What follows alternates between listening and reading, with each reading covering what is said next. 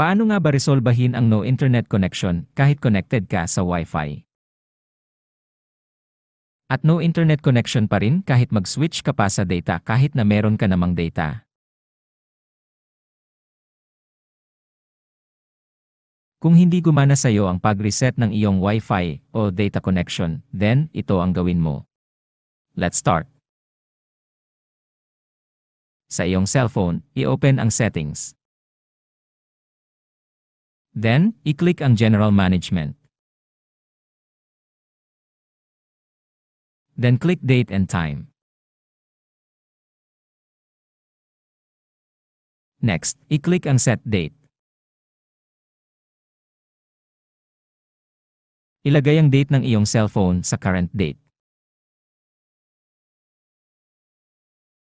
Kung mali din ang time, tama mo rin ito. Kapag okay na, subukan mo na ulit mag-internet.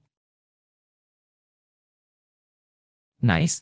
Okay na ang iyong internet connection. Nag-reset ang date at time ng cellphone ko matapos itong malobat at madrain ang battery. Iwasan po nating madrain ang battery ng ating phone upang wag agad itong lumobo at masira. Salamat po sa panonood. Don't forget to subscribe to my channel for future updates.